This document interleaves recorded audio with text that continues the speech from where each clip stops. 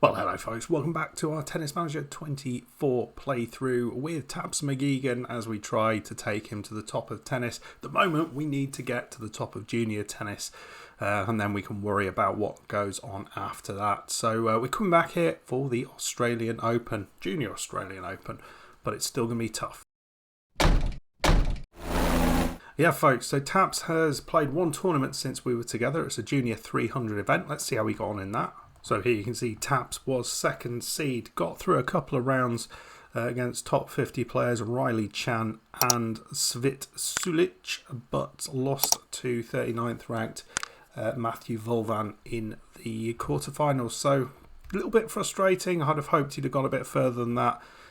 You'd think he would be up there with a chance to do quite well, but as you can see, Flynn Richter also beat top ranked Palmero, so you know it's hard to choose what's going on quite at this moment. So let's see what the draw looks like for the Australian Open. Well, our opening gambit is going to be against a Polish player, Wiktor Jez, 62nd in the world, and if we get through that, we will go up against another relatively modestly ranked player, highest being 49th. So it'll be a good straightforward start, but it's if we get through that we have to play the 11th player in the world in the last 16 if everything goes to plan for him. So let's see about this first match. First of all, let's see if we can get through it. Oh, there we go. We have set up, hopefully we've set up well for this match. In Australia it's going to be warm, but we know Taps has done well in these sort of scenarios previously, so let's see how he gets on in this first round match.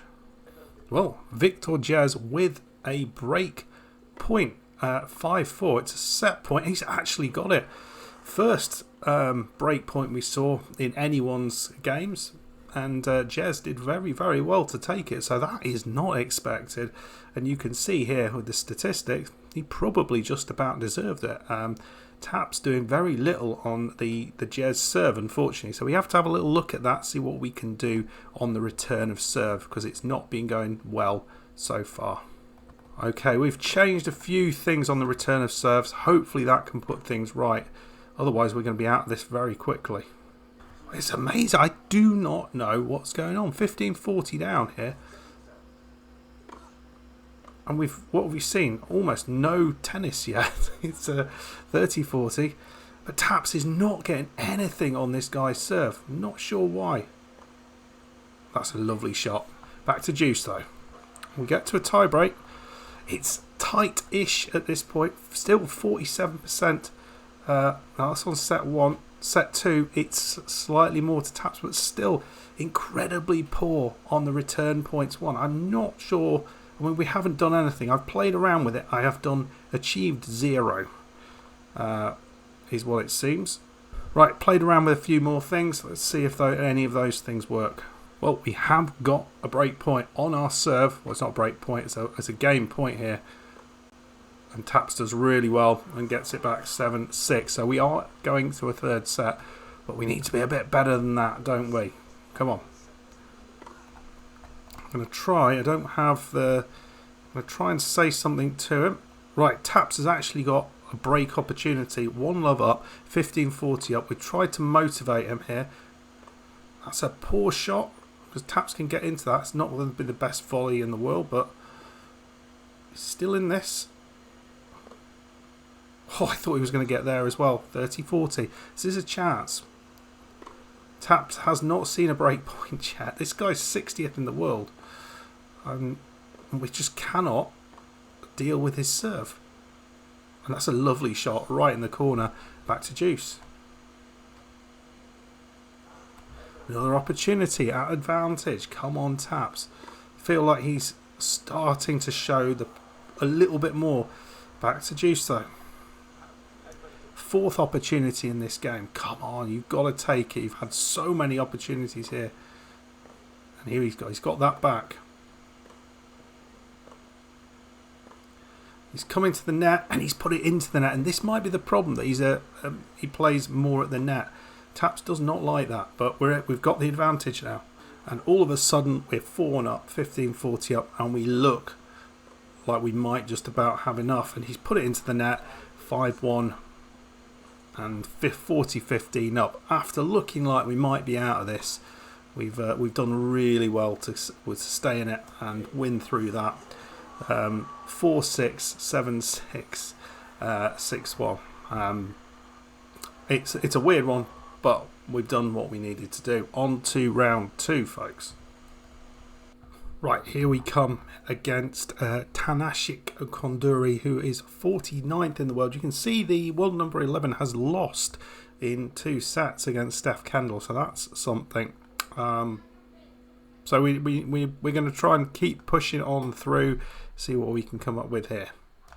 So I've set this up, which should be all right, as Taps ball is what I've called it, which should have set things up appropriately, and we'll start with this new approach each time, and we'll see how that goes. So just so you can see what it looks like.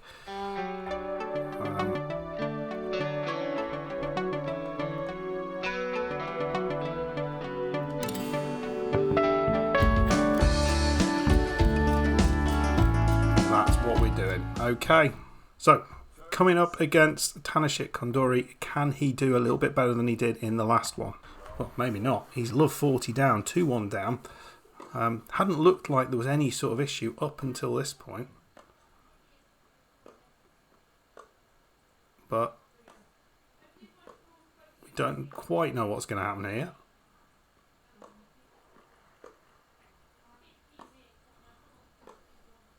Wide. 15-40, come on. Come on, Taps. Not going wide enough often enough, I think. I think that's part of the problem. Yeah. Oh, well, this isn't great. So we've got a bit of a niggle for Taps. It's only a slight discomfort. They can continue the match, but you can decide not to take any risks and abandon the match. I think we keep on for now. I don't know whether we can just abandon it at a different point. He's 40-30 here. We'll see how we go in this set, and if the set goes badly, then we might just abandon.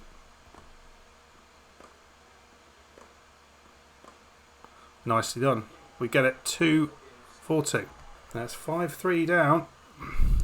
Obviously, we're blaming the discomfort for the poor performance, but it's going to be hard to turn this around if he's also playing with a kind of one hand tied behind his back. 30-40, nicely done. Not really got enough points on his serve. That's what we want to see. There's sort of loopy shots. It allows Taps to get back. That's a lovely shot. And he's gone wide with it and back to deuce. Maybe a chance to get back into this. Not quite. Another advantage.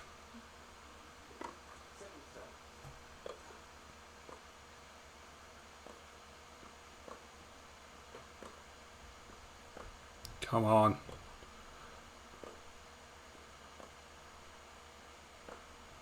Oh, it's into the net. 6-3. Right, changed a couple of things around on the serve. Hopefully that can make a difference and we can win a few more. Well, thought we might, but it's an advantage to him. I think certainly this is going to affect us to some degree, this injury.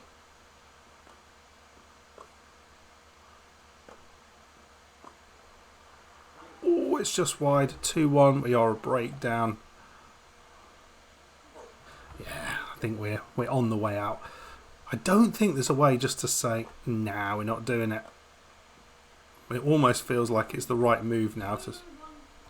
So I have found this button up here, which is forfeit. I think it makes sense at this point. It's clearly struggling to maintain his tennis at the level he needs to play against this guy. So I think we forfeit and hopefully live to fight another day. Probably the right decision, but let's have a look what that's done to him injury-wise. Hopefully he didn't stay for too long. So as you can see, he is in discomfort, but he should be able to deal with it with rest and physio, so it was probably the right thing to do. Just a bit disappointing that we had it in the Australian Open, and I'm really a little bit concerned with the level of play there, because it felt like he was way below what we've had in recent times. So we have a couple of MTL tournaments coming up on the main tour, so we'll see how we get that. Certainly if we get to the latter stages of those, doesn't look like we will do given how we played there, but if we do, we'll come back for one of those.